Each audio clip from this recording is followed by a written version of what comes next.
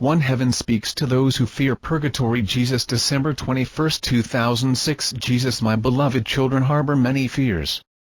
This is understandable. The fears of one can be transmitted to another, and this is not good.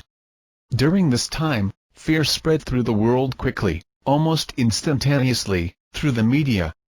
Perhaps you rise on each day and look out and see that the sun is shining.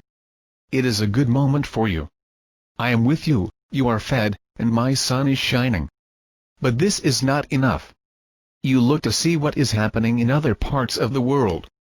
Through communications that are often unnecessary for you, you learn that there is war, disaster and famine.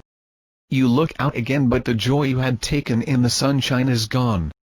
How can you feel joy when in another place there is war, disaster and famine? You fear immediately that these things will come to you. I want you to be aware of the needs of others, and if a cross comes to you, I want you to carry it with dignity. But I want you to remain in your life, paying attention to your tasks. My friends, few are serving in the area where I have placed them. They are isolating themselves, listening to events from everywhere else in the world.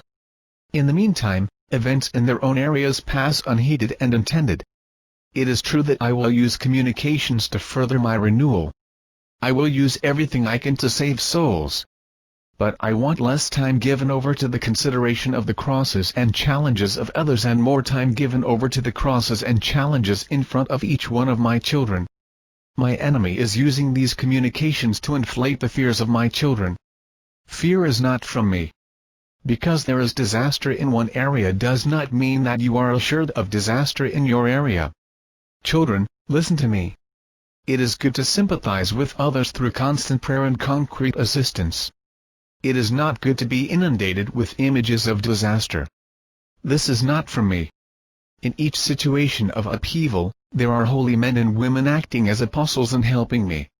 They are becoming saints through these situations. My angels are present, as well as my saints. I am present. I am sustaining many and reaping a harvest for heaven in every event that occurs in your world. When each soul completes his time on earth and comes to me, there is justice. You do not see this on your televisions.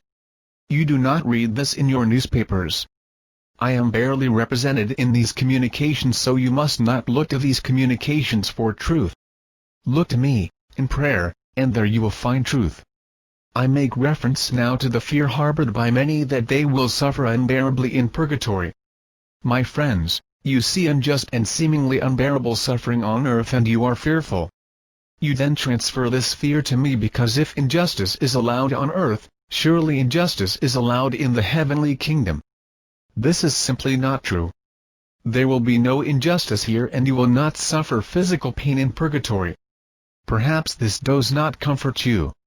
Perhaps you understand how sinfully you have behaved and you fear just punishment.